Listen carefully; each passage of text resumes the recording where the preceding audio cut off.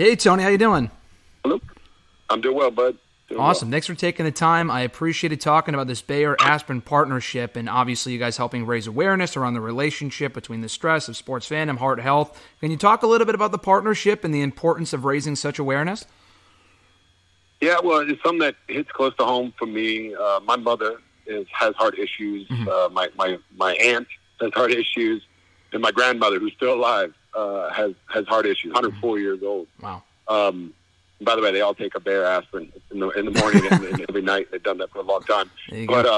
But yeah, so it's close to home for me because it runs in my family. It might be something that afflicts me one day. And so I want to do what I can to bring that awareness to anybody that wants to listen for it. And I love what Bayer's done. They got a great survey that I took a couple days ago called checkyourheartrisk.com, and it takes 5-10 minutes max to answer some questions, and then based off of that information, it'll tell you whether or not you're at low risk, medium risk, or high risk, and then help you formulate a plan if need be.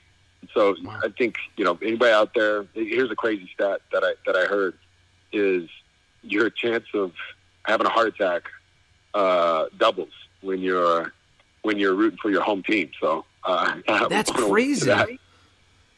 Yeah, it's crazy. It's crazy. And then everybody knows the whole.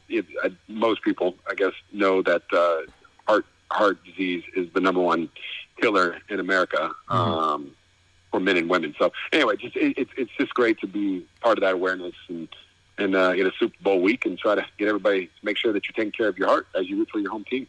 Yeah, no, the timing of this is perfect, and you talk about your personal history with it, family history, and stuff like that. When an opportunity like this arrives, you mentioned that several members of your family are already taking Bayer Aspirin. It just seems like the perfect fit for you to be a part of this partnership.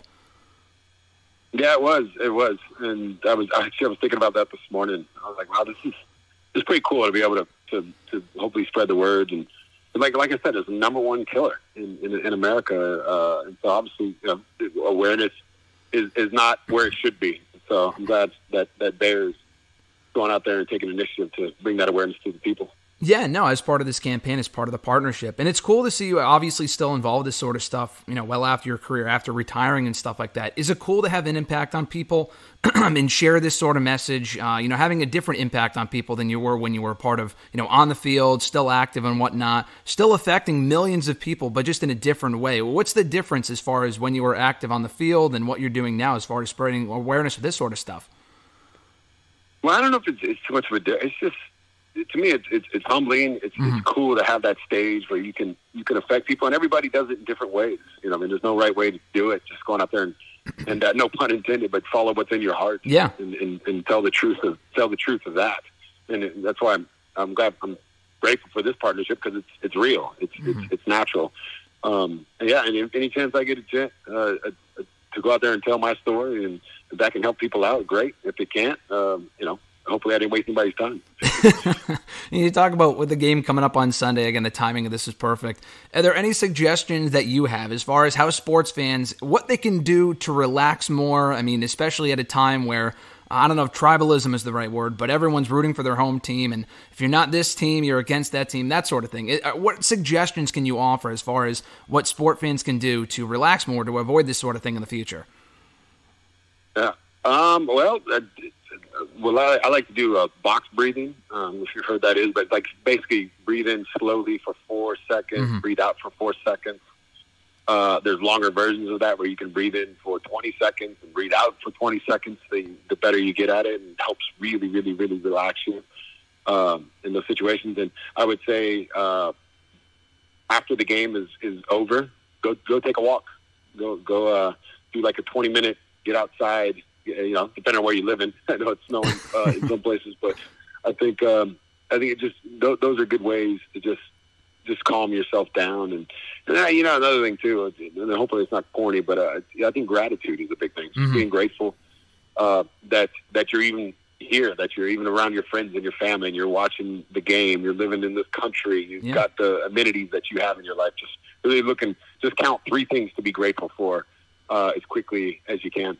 Yeah, I mean, you mentioned on the grander scale just being grateful for life in general, which is such a great message to send, even on such a smaller scale with the game coming up this weekend, to appreciate that we're even getting the game of football as it is. I mean, a couple of years ago during the height of COVID, we weren't really getting much in the way of this sort of stuff at all. The season's being postponed and stuff like that. So just to appreciate that we're getting a game on Sunday with such a rowdy crowd in attendance is obviously important to remember as well. But have you noticed as an athlete in the last couple of years, decades, whatever it might be, especially with the rise of social media, have you seen yourself that, I guess, animosity towards other teams, from sports fans, whatever it might be, rise at all? Or do you think it's been fairly consistent over the years?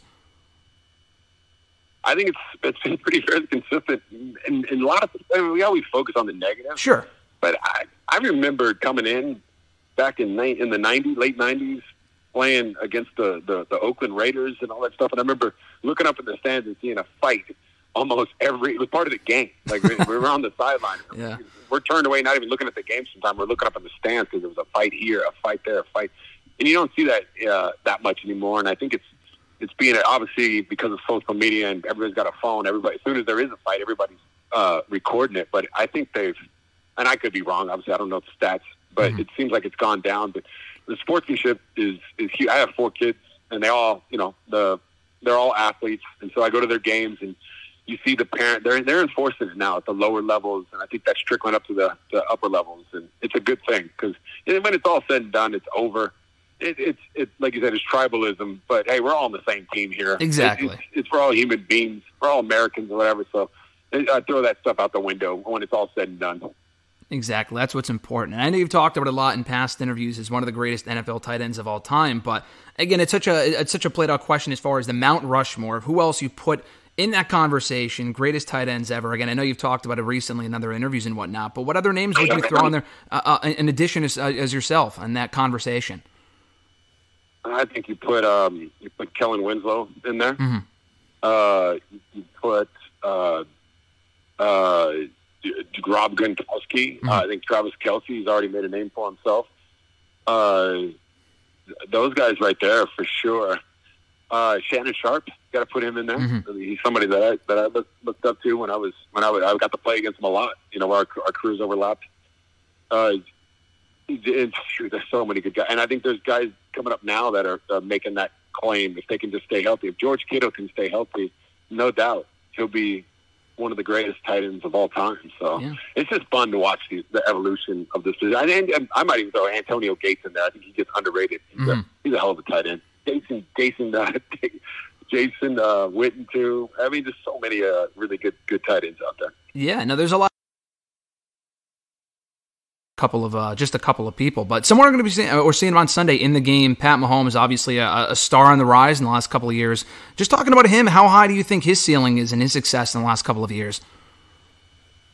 Well, it's hard to think or fantasize that he could get even better. Yeah, but he might. I mean, what is it? Only his 5th year. It's crazy what he's been able to accomplish in such a short amount of time. And I think, obviously that goes all to him what he's been able to do, but being with a guy like Andy Reid to be one of the best coaches of all time, it's kind of like the Belichick-Tom thing where it's like the perfect storm.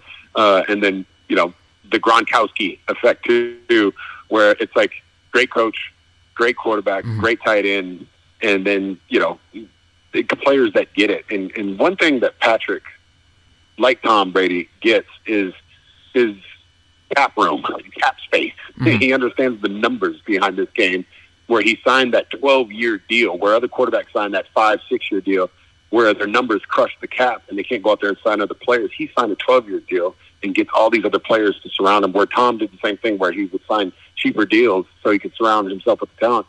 And that's why I think Patrick will be back in the Super Bowl. Again, this isn't going to be his last time playing in this game. Thanks so much, Tony, for the time. I appreciate it. Enjoy the game on Sunday, and congrats on all the success with the partnership and everything else. All right. Thank you, bud.